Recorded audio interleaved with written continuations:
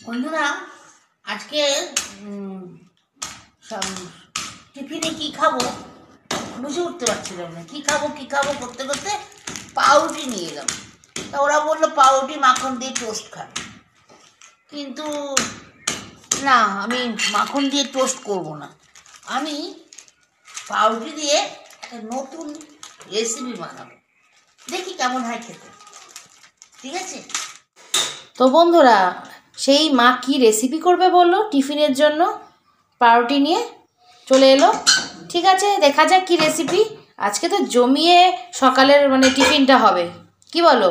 তো তোমরাও দেখে নাও রেসিপিটা কি, বলো তো তোমার মাথা দিয়ে আজকে কি রেসিপি বেরোলো পাউরুটির, শুনি। দেখুন বন্ধুরা, আমি রোজ মাঝে মাঝেই নতুন নতুন রেসিপি নিজে বানাই। এটাও সেরকম, হাতের কাছে যা ছিল তাই দিয়ে একটা বানাবার চেষ্টা করলাম।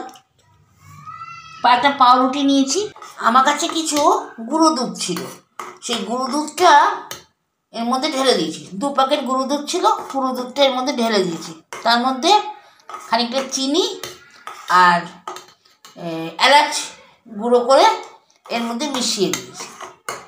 এরকম থকথকে হবে, যাতে খুব পাতলা না হয়। সামান্য জল মিশিয়ে করতে হবে, সামান্য জল মিশিয়ে এটা ভালো করে মিশিয়ে নিয়েছি। একটু মালাই টাইপের করে নিতে হবে আর কি। মিশিয়ে নিয়ে এটা পাউরুটির উপর লাগাতে হবে, একটু ক্রিমি, তাই তো? ঘনত্বটা একটু দেখিয়ে দাও। একটু ক্রিমি গোছ, দেখতেই পাচ্ছেন, ঘন ঘন একদম। পুরো পাউডারটার উপর মাখিয়ে নেবেন। মাখিয়ে দিলাম। মাখিয়ে দেওয়ার পর আর একটা পাউরুটি নিয়ে এর উপরে চাপা দিয়ে দিলাম। একটু জোরে চেপে দেবেন, একটু বেশি প্রেস করবেন, তাহলে আটকে গেল। এইবারই নিয়ে কড়াই তেলটা কড়াই একটুখানি তেল দিয়েছি অল্প করে। এটা ডুবো তেলে ভাজবেন না, এটা অল্প করে তেল নিয়ে এর উপরে বসিয়ে দিলাম। তেল গরম হয়ে গেছে, এদিকে উপকারী জিনিসটাও গেল আর অয়েলটাও। আর চট জলদি তেলটাও সেরকম পড়লো না, খেতেও সুস্বাদু। আর আপনি চট জলদি বাড়িতে এগুলো থাকেই মোটামুটি। চায়ের জন্য আমরা এখন গুঁড়ো দুধটা সবসময় ঘরেই থাকে, মিল্ক পাউডারটা থাকে, আর পাউরুটি এনে চিনিও থাকে, সাধারণত গরম মশলা এলাচ এগুলো থাকেই আমাদের ঘরে। এই দিয়ে বানিয়ে ফেলতে পারবেন এরকম একটা সুস্বাদু খাবার। আর বন্ধুরা, তোমরা জানোই আমরা চেষ্টা করি যে ঘরোয়া পদ্ধতিতে যেভাবে ঘরের হাতের কাছে যেগুলো থাকে, সবসময় আমাদের কাছে দামি জিনিসপত্র বা অনেক আইটেম থাকে না। তো মোটামুটি বাড়িতে যেগুলো থাকে সেই ঘরোয়া উপকরণ দিয়ে সমস্ত রেসিপি আমরা দেখাবার চেষ্টা করি।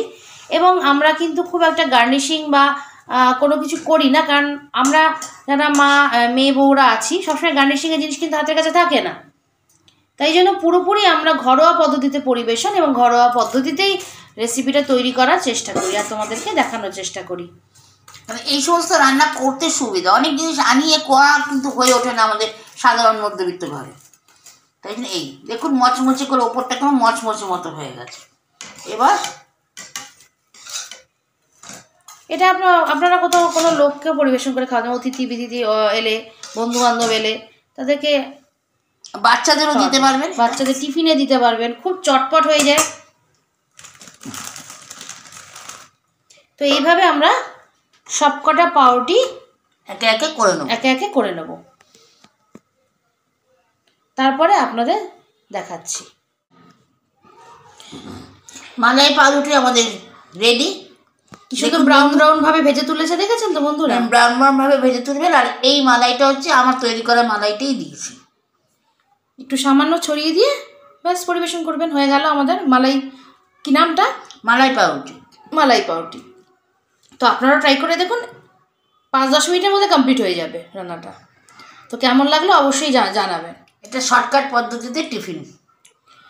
তো আজকে আমাদের এখানেই শেষ করছি, টাটা।